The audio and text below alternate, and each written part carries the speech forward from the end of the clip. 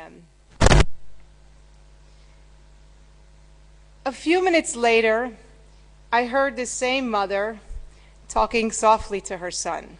She had wrapped him up in a snuggly towel and so he would be warm, and I heard her saying, "You can't throw sand at other kids. They don't like that. If you want to make friends, you have to not throw sand." And something inside me melted. I thought, this same mother who I just labeled as abusive is now trying to help her child with his social adjustment. She wants the best for him. This is parenthood. It's this wild roller coaster ride through all kinds of extremes. A beautiful day, and then someone throws sand.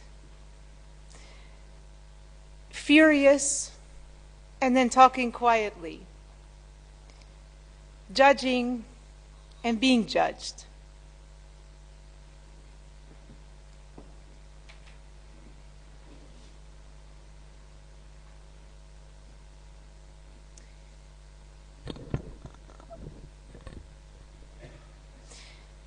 Today I will talk to you about parental experience, about what it does to a person to become a parent and to live the experience of parenthood. We know how easily parents can be knocked over by their own passions while trying to manage those of their children. And yet we have difficulty considering the parent as a subject, not just a child rearer or opvoeder, but as a whole person. We are so concerned with how parents perform, or rather fail to perform, as child rearers, that we forget to wonder about their successes. By understanding how parents survive parenthood in spite of all the difficulties that besiege them, we can come to a deeper understanding of what it is to be a parent.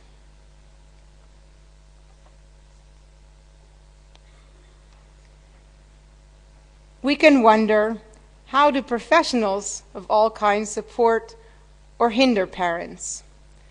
What role do experts have in the village it takes to raise a child? Oops. Okay, first technical flaw. Almost all thinking about parents, whether in science, policy, or popular literature, focuses on the effects of parenting on children, rather than on the nature of parenthood or parental experience. Invariably, in study after study and theory after theory, child development is prioritized and positioned in such a way as to negate or conflict with the interests of parents. In the Netherlands, despite 20 years of development, the practice of parent guidance is still marginal in education and clinic alike. Having said that, I have some exciting breaking news for you. Elise van der Pas has just a few days ago received a Lifetime Achievement Award from the International Family Therapy Association. Yeah.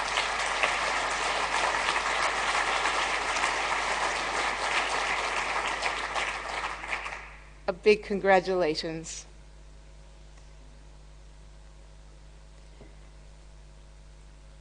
In social and political discourse, parents are under fire.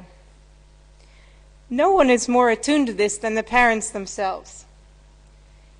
In a study by the parenting magazine JM, middle-class parents expressed enormous fears of failure, endless worries about their children, and the assumption that they, as parents, have a huge influence on almost every area of their child's life and happiness.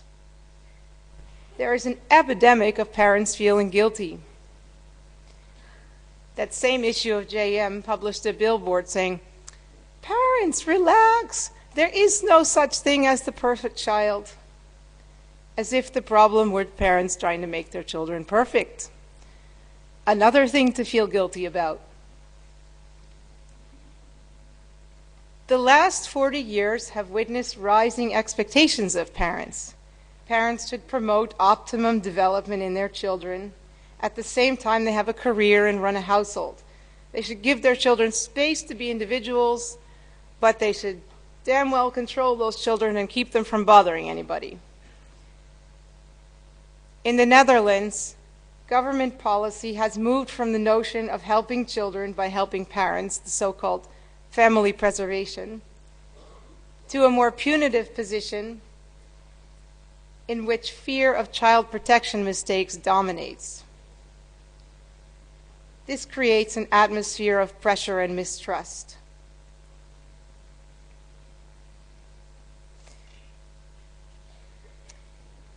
Families don't exist in a bubble, isolated from the world. A lot of other things besides parenting influence kids in the way they turn out. Equally, there's no parenthood free of the intrusive circumstances that appear uninvited at most families' doorsteps.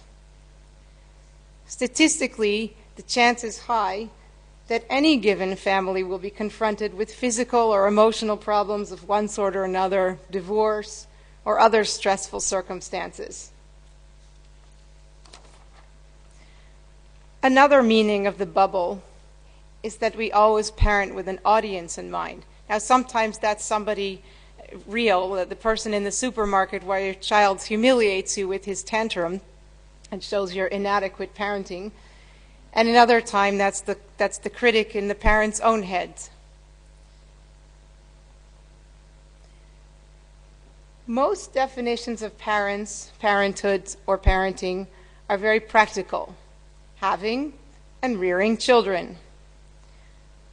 Van der Pas, however, defines a parent as a person who has an awareness of being responsible for a child. Being responsible refers to a sort of existential condition, a background awareness, an implicit and assumed sense of ethical commitment. Being responsible is different from acting responsibly.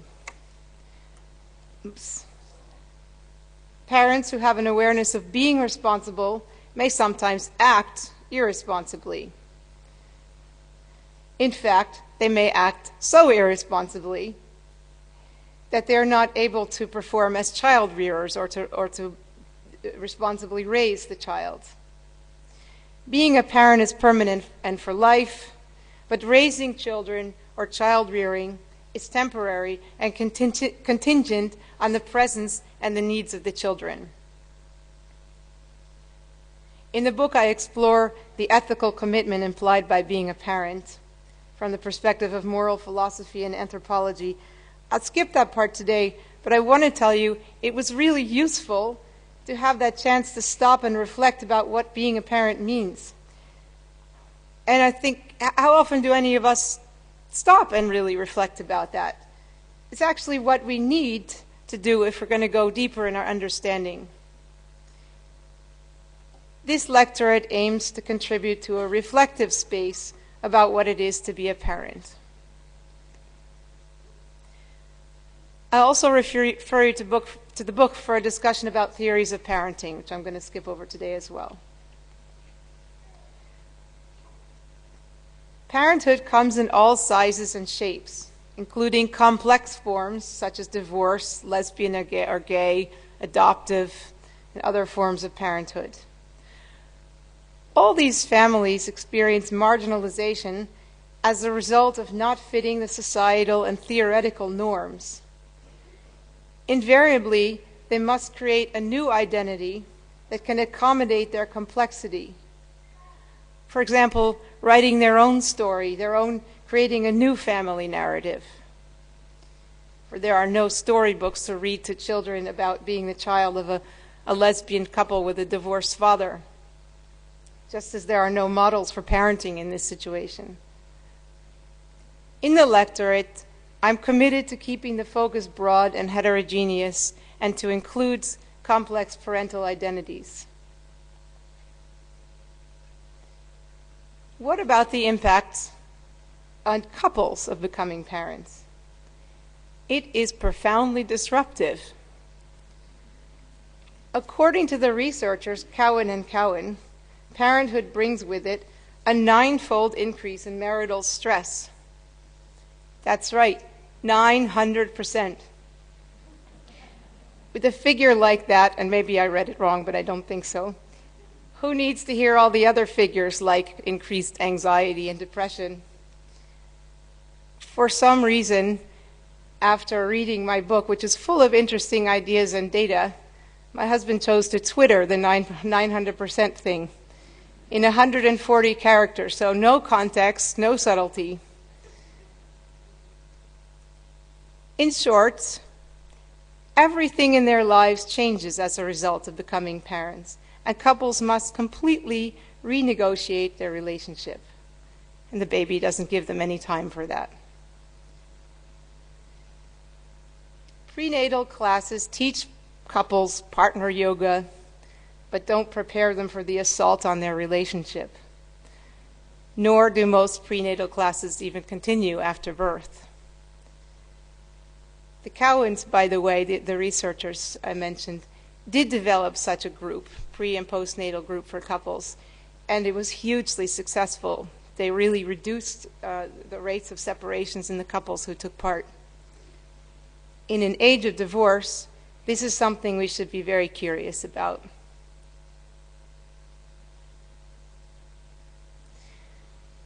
Ambivalence is perhaps the most central experience of parenting. Ambivalence means careening back and forth between intense enjoyment and loving feelings and furious, frustrated, even hateful ones.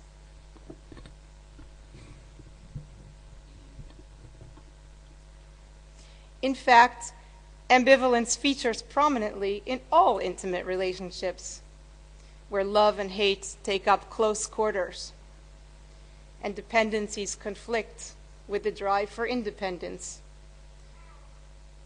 These conflicts have particular intensity for parents. Kramer defines ambivalence as a disruption to any parent's primary need to experience oneself as competent to meet one's children's needs. She writes, "When nothing seems to satisfy the children, a sense of deprivation grips, along with intense frustration. Ambivalence is as easily caused by frustrated attempts to soothe and satisfy as by not feeling like soothing or satisfying."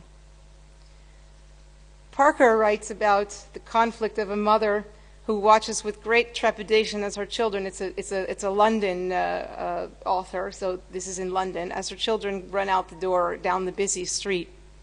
I've lived in London and the streets are really busy. And she describes how she hates them for making her feel so anxious. And she knows they're old enough to go out by themselves, but she hates them for making her feel so insecure. Both Parker and Kramer focus their work on mothers, and indeed there is no literature on paternal ambivalence. But many of the points in this discussion I think are very much applicable for fathers and to parenthood as a whole.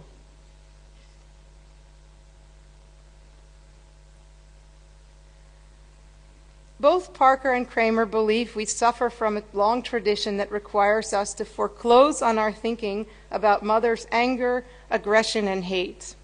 Why is this? Here we can think of the expectations of parenthood more generally, and how the task of parenthood has long been formulated as what Jessica Benjamin refers to as the complementary relationship between parent and child. One member of the dyad exclusively caretakes, while the other member of the dyad is exclusively cared for. One is in the background, the other is in the foreground. The parent is object, while the child is subject. So in other words, there is a kind of something very utilitarian about the parent's role. The parent object exists to take care of the child subject. In other words, parents are supposed to provide a lot of functions, caretaking, appropriate limit. Well, I don't need to name the list for you, you know it. Many of those functions are intimate and reciprocal, like love, but all of them are in service to the child's development. And maybe this is why it's so difficult to think about parents as more than child rearers. We're not used to thinking about the parent as a whole person or a subject in his own right. One of the forces that holds us in this complementary framework is the child's helplessness, his greater need, his right to a complementary relationship without any of the requirements of intersubjectivity. What I mean by intersubjectivity is a relationship between two subjects. This seemingly inescapable reality of the child's greater dependence and need for the mother as object overthrows any move to consider the mother as subject, even derailing the mother herself from admitting or coming to terms with her own subjectivity. And that's an important part of it, that this is also very much the internal reality for a mother. It's about the society, but it's also about mothers personally.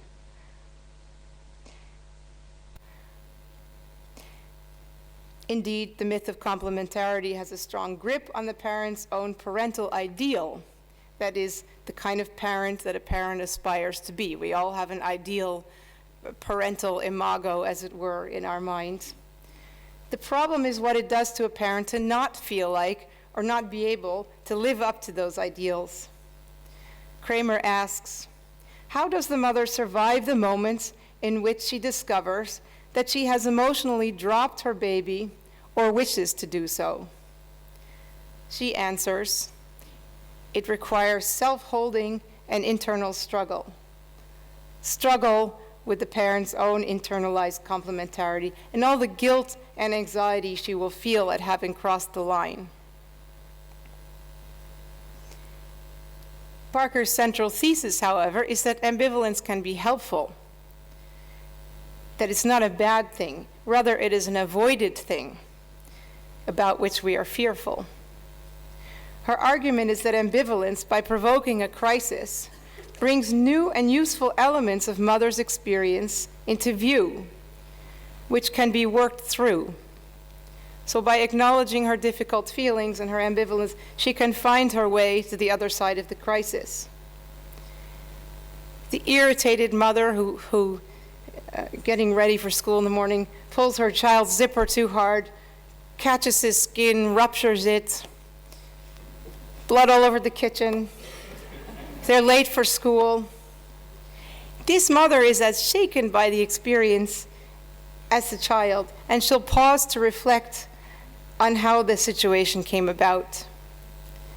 Perhaps it's long overdue that he zip his own coat, yet in the rush of the morning routine, she has been giving in to his refusal, his demand to remain a baby, complicated by her desire to allow him that space because she didn't have that space as a child. She had to grow up too quickly.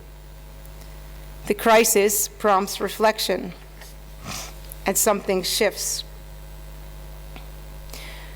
A second way in which ambivalence can be constructive is in the benign and not so benign ways. It scrambles the subject-object relation between parent and child.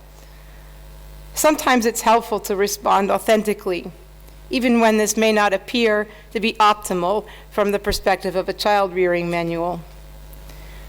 Parker gives the example of a mother driving, completely stressed, screaming at the top of her lungs at the kids who are fighting in the back of the car.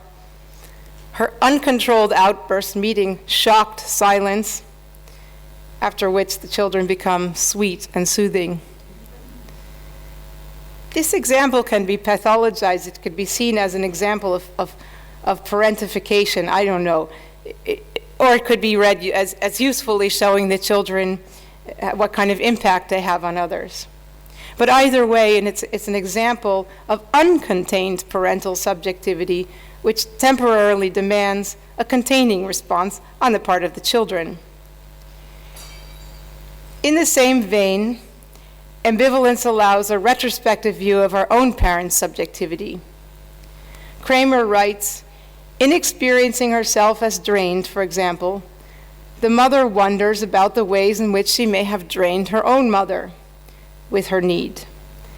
In discovering her feelings of hate, she wonders about her mother's despair or fury. Finally, Kramer writes about how the mother, at the same time she feels hateful and destructive, equally wants the child to survive her destruction. Just as the baby relies on the mother's ability to survive his aggression and ruthlessness, the mother gains an enormous sense of relief, satisfaction, and even pride when she sees her baby's vitality confirmed through his angry protests, even when they are expressions of the baby's feelings about her and the way she makes him feel. In other words, feeling safe or allowed to have ambivalence exerts a containing effect on the experience. And opening up the space for ambivalence in our thinking about parents helps us to understand them as whole subjects rather than part objects.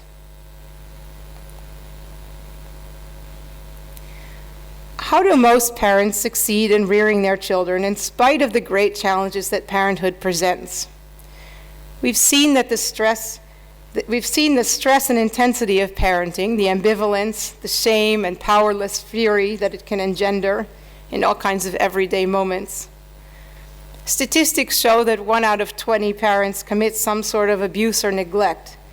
It's a shocking statistic. Indeed, abuse and neglect are part of the same slippery slope, and I mean, Herman and Gemma and Alisa all refer to this too, part of the same slippery slope upon which all parents struggle to find their balance. What we must truly wonder is how 19 out of 20 parents do not abuse in spite of the enormous stresses of parenting.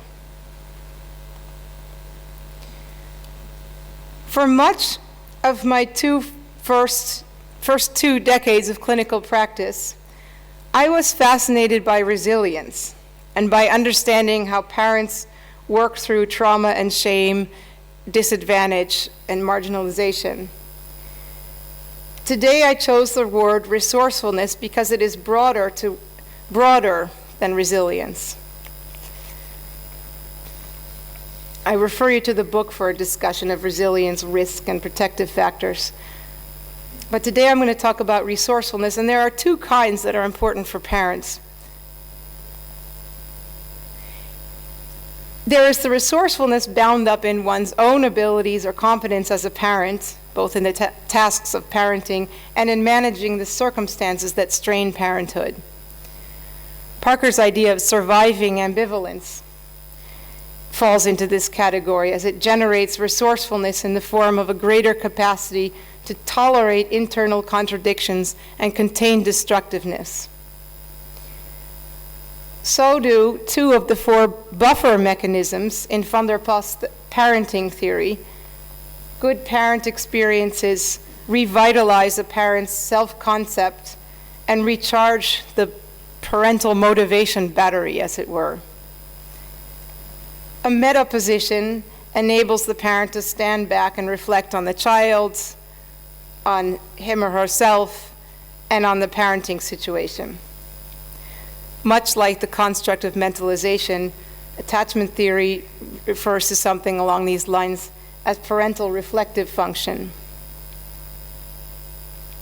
Secondly, there is resourcefulness in garnering all manner of social support. The other 2 buffers in van der Past's theory illustrate this. A supportive society may be reflected in parent-friendly policies. A good division of labor and a strong social network make it possible to manage the work of parenting. Indeed,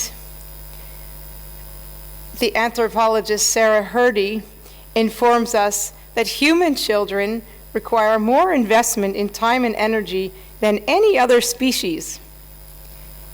As a result, we have evolved into sophisticated, cooperative breeders whose success is contingent upon sharing the extraordinarily complex and difficult tasks of raising a child.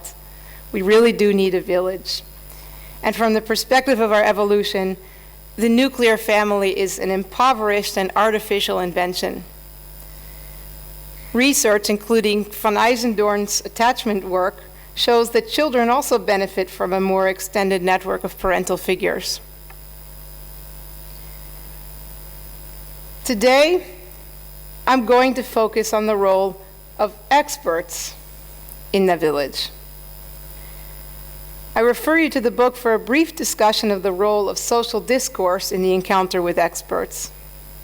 Better yet, I refer you to the work of the Belgian Interactie-Academie, several of whose members are with us today and will be giving workshops this afternoon. They're systems therapists with a wonderfully postmodern social constructionist approach to working with parents, and they do great work.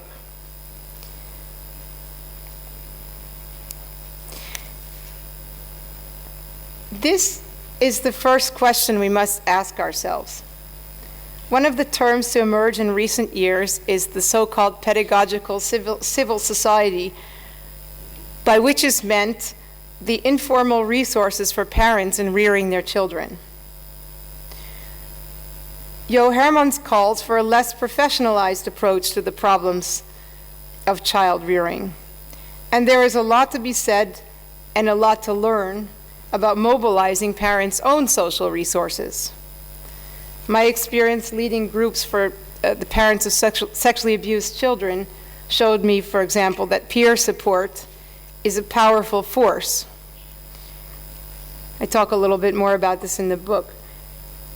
Experts can go both ways for parents. They can be supportive and encouraging, or critical and judgmental. Experts are especially tricky because parents are already their own worst critic. An expert opinion or advice can easily turn into a shame-producing experience for a parent. Let's take a look at some different kinds of experts. In 99% of the literature on parents and school, parents have only been thought about in terms of their impact on school performance. The few exceptions to this trend, in a nutshell, report a lot of misunderstanding between teachers and parents. Most of this seems to be built up through a chronic lack of communication, which allows all kinds of wrong impressions to form on both sides. For example, parents and teachers may have differing cultural and personal norms regarding the parent-school relationship.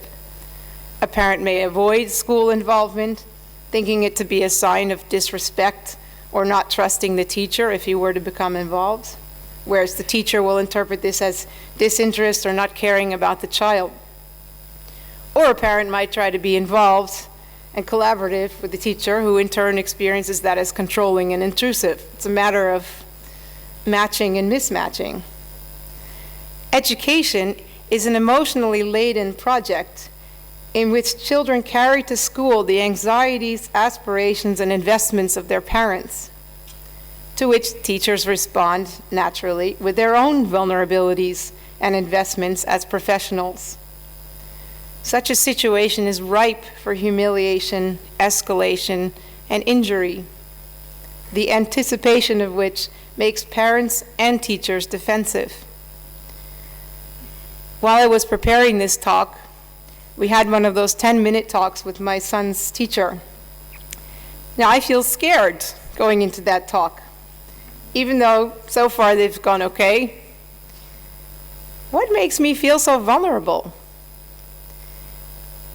After the talk, I thought I'm going to ask the teacher how she feels about these talks. So I said, what do you feel about having these 10-minute things with these parents?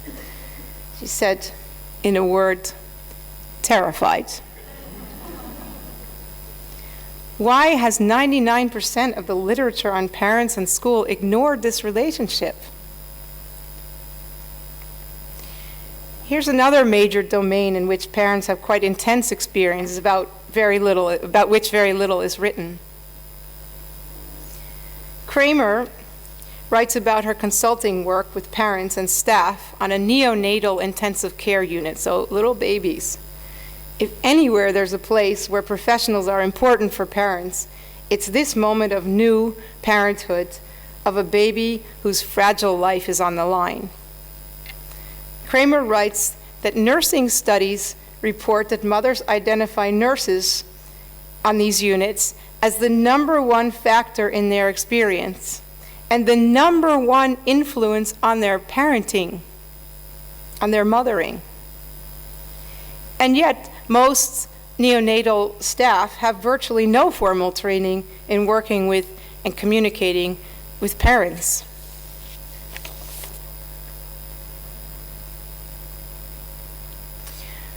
For students from social work to psychology, it can be confusing to imagine what kind of professional works with parents, as indeed parents are worked with in so many different ways. Some of these may involve intensive contact with parents, such as dedicated parent guidance professionals within clinical settings ranging from medical to psychiatric. These parent guidance professionals come from an incredibly wide range of backgrounds.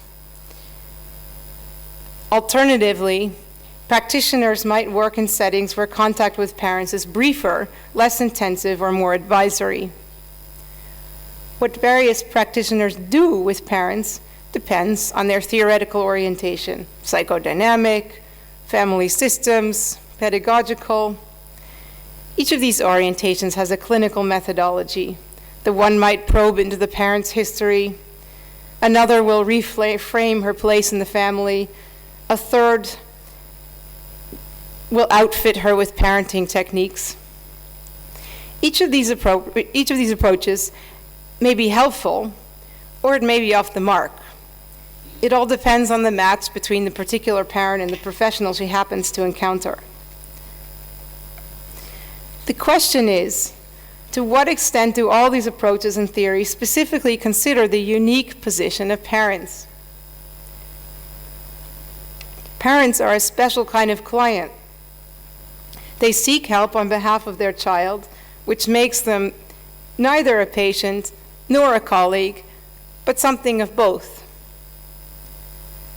As a result, there is a huge variability in how parents find themselves being dealt with. The one feels ignored by his child's therapist.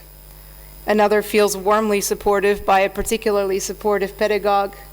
Still another hopes to explore her experience as a parent, but finds the professional is only interested in how much she's feeding the baby.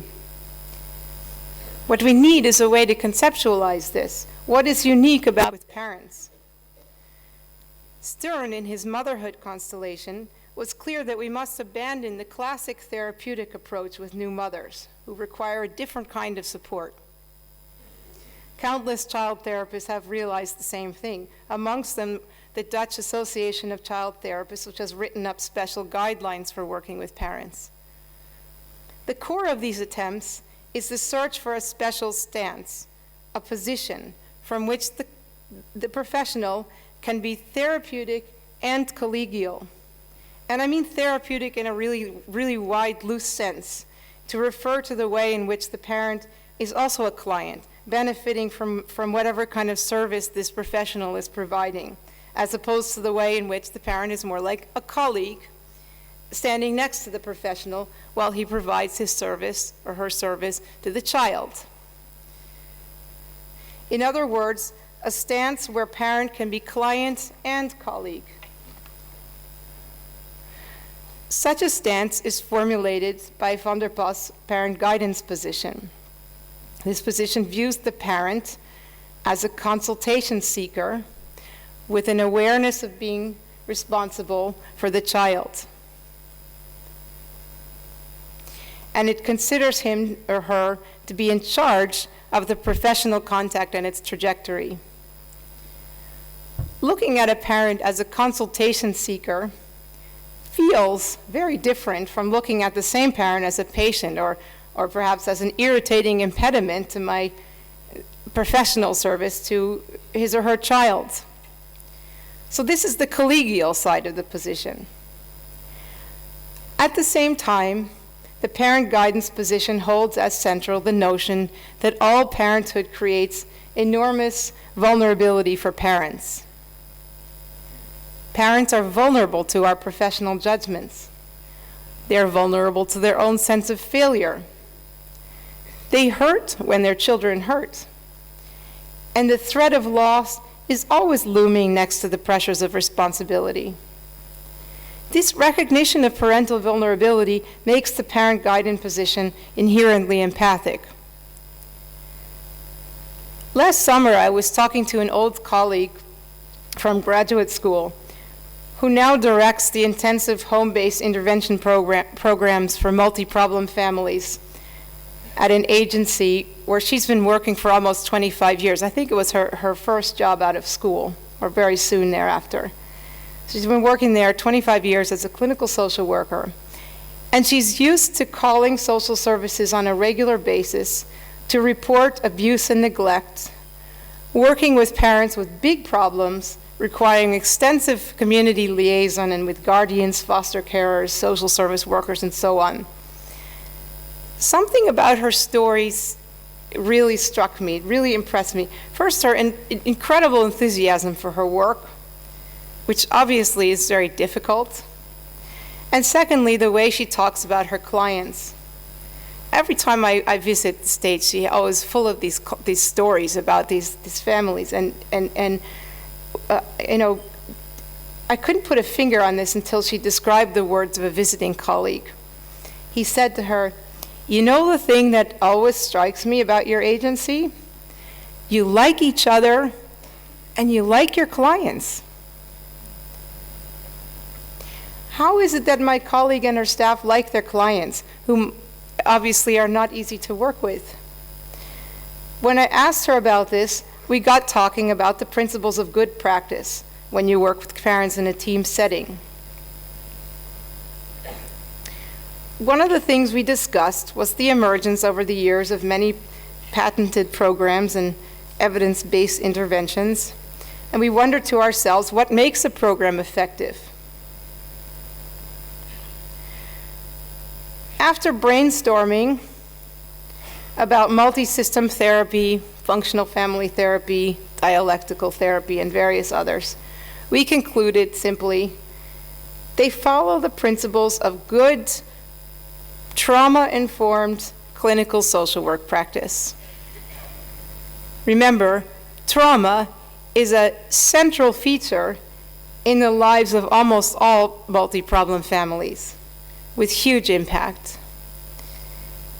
We concluded that programs and interventions work well when workers build a good therapeutic alliance, respectful, empathic, authentic, culturally and diversity sensitive, when they think systemically, are client-centered and strengths-based, and they integrate practical with emotional help, certainly for multi-problem families who need that. The meta perspective of these methodologies of help is less about shaming and judgment and more about taking a functional realist approach, which helps workers to empathically and realistically meet the client where they're at. This very naturally involves a parent guidance stance, as the parent's complex and difficult position is respected along with their vulnerability. Equally, it is transparent. My colleague speaks to her client who got drunk and left the kids alone all night as a mother, whose being a mother by definition means that she's not happy, even if she's defensive about what she did, and that she agrees, even if she is ambivalent, that if she's not able as a child rearer to keep her kids safe, then she may need more assistance in doing so. And when they need to report this mother's actions to social services, which my colleague by law is required to do. We have mandated reporting in the States, always had that since I've been in practice. They make the call together. So my colleague doesn't sneak off into her office and do it on the sly. That's transparency. To summarize, the parent guidance position, based on a theory of parenting, combines well with the principles of good clinical practice. Together, They provide a solid foundation for professionals. Now, in the course of talking to you today, I've mentioned various ambitions for the lectorate here and there, but now I'll tell you something about the concrete plans. There are very few courses in university or professional training programs that deal with the phenomenon of parenthood in its own right. This is true about curriculum from family therapy to child protection, psychology, psychotherapy, and of course, disciplines like education and nursing, to say nothing of law enforcement, religious clergy training. I mean, there's a long list of people who have professional contact with parents. The lectorate in parenthood and professional work with parents holds as a starting position that every professional who has contact with parents should learn about the psychology of parenthood, with all of its vulnerabilities, its core ambivalence, its ethical dilemmas, and social embeddedness. Every professional should be able to take up the parent guidance position, no matter how minimal their contact with parents may be. This past fall, we began a minor in parenthood and professional work with parents, which is currently underway. Next year, we'll expand the minor and connect it to some of the existing curriculum on child rearing support. This minor is open not only to social work, but also students from the teaching college and the schools of nursing and law. This coming spring, I plan to take up the issue of professional identity and development by bringing together a multidisciplinary group to discuss what sort of professional skills and knowledge are needed for all practitioners working with parents, as opposed to that which may be more specialized. This dialogue is also very important to promote multidisciplinary connections amongst this incredibly wide variety of professionals that work with parents. We all share similar dilemmas. Two of the groups I had contact with this past year were child therapists and practitioners of child rearing support, opvoedondersteuners. It makes sense, and I think there's mutual interest for us to join forces to think more about parents, both in and beyond their child rearing role. I mentioned at the beginning of this talk that so much research and theory is focused on the failures of parents. The primary research focus of this lectorate is to understand what goes well with parents and why, what we can build on in helping parents where it's not going so well. I see two potential lines of investigation. First, I would like to explore how parents generate and use community, particularly when community is perhaps not readily available, when the network is fragmented by divorce or left behind by immigration, or when there is a sense of not fitting into the available standard community resources, as in the case of complex parenthood. Such investigation can enable a better understanding of how parents generate resources in spite of these barriers. Secondly, support that works. What are the key elements of professional practice that help parents? This is a question to consider across a wide variety of professional contexts, ranging from parents in the school, parents in medical contexts, and of course in the helping professions. We know from a large clinical literature that the parent guidance position is crucial and effective. How might this practice wisdom be studied in a research context? What might we learn from it that can be taken back into practitioner education and practice? I'm going to end with the story of how I got to this lectorate. My first job out of school was working in a medium security men's prison as a therapist. After a time there, I decided to work with children. I thought the idea that if I'm going to get to the root of the problem by working with kids, and I'm going to prevent some of them from ending up in the I keep saying multi because I'm thinking multi-problem families, but I'm going to prevent them from ending up in the medium security men's prison. I started working in a children's clinic only to discover that there were parents. That was my trial by fire, working with traumatized parents and multi-problem families. There I learned to take up the parent guidance position with help from people like Elise van der Pas and authors like the work of Selma Freiberg. When I eventually left the States to start a PhD in London, I thought I'd take a break from the intensity of child abuse, so I chose something lighter to research: sadomasochism. Some years later, here in Holland, I found myself with a therapy practice populated by expatriate parents and couples, cross-cultural couples, many of them, and so began a third area of interest in cultural complexity. Now, it must sound like I have a bunch of unrelated interests in different areas, and for a long time, that's how I thought of it too.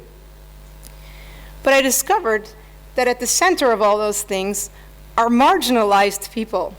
That is, people for whom the existing norms and theories are not sufficient. You must be thinking, parents marginalized? It's absurd to think of parents as marginalized. Being a parent is the most normal thing in the world, and indeed this lectorate is not about some sort of special separate group or issue. It's about all of us in one form or another, as parents, as children, as the community around parents. And yet, parents as whole subjects are marginalized. A part of parents is relegated to that shadow side. And this is why we're here today. We're here to bring the whole parent back into the picture.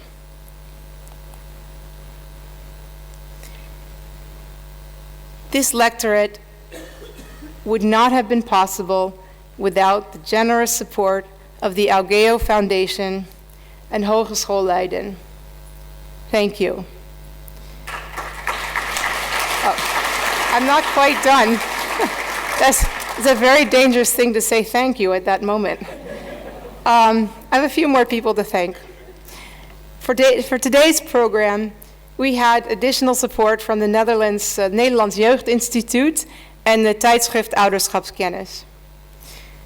And putting this day together has been quite a team effort. I would like to thank Peter Remmersval, the chairman of our committee, Margaret Hoek, Hanneke Meili, Monica Aartsma, and Esther Paul for their tireless commitment to this task. Monica is also coordinator for our minor. You'll meet her in a minute. I would like to thank our 8 workshop leaders for volunteering their time and expertise for the afternoon sessions, and Herman Baartman and Elise for their contributions this morning. I thank my mother for coming all the way from New York to support me here today. Given the topic of this lecture, God, I'm going to start crying now, that's embarrassing. It feels especially appropriate for you to be part of this occasion. There are many more people who deserve thanks for all their help in this past startup year of the lectorate. Too many to mention personally, but most of you are here. You range from the founders of the lectorate to the wide variety of professionals I have met, from people who have supported and advised me to those who have come to the school and given their time to students. I have needed you all to get to know the field, to think over the issues, and to get my head around the complex organizational tasks involved in a lectorate. One of the things that I've discovered is that a lectorate is a little bit like parenthood. There's never enough time and resources, and you need a good network. You are the network. The lectorate and parenting and parenthood and professional work with parents needs your ideas, your support, and your involvement. Thank you for coming.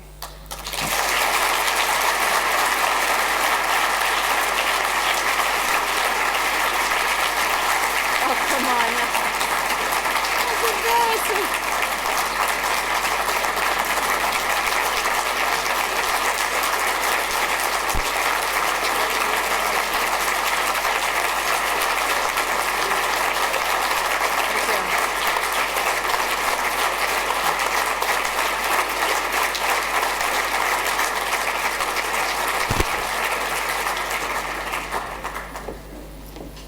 Even gaan staan.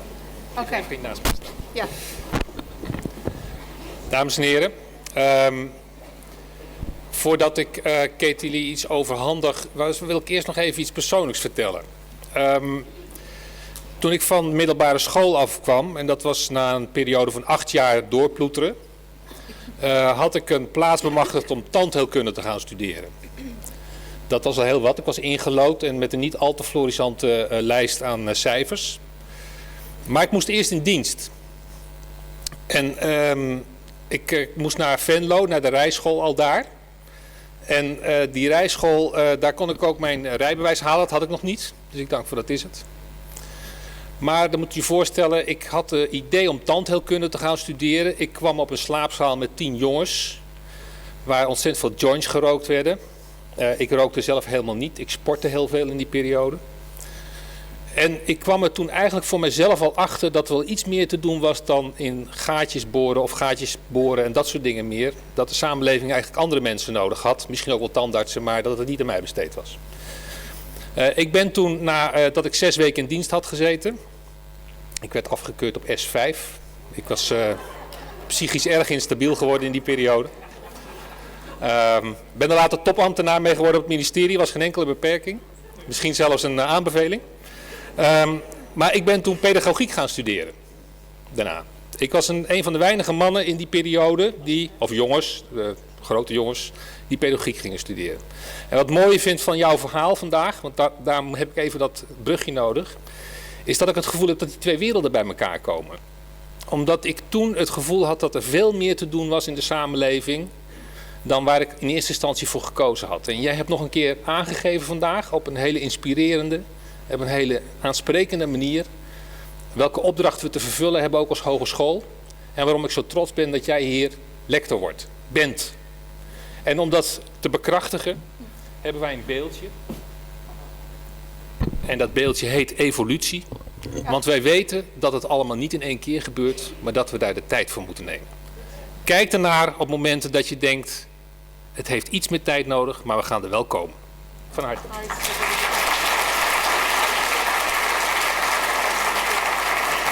Zeker niet.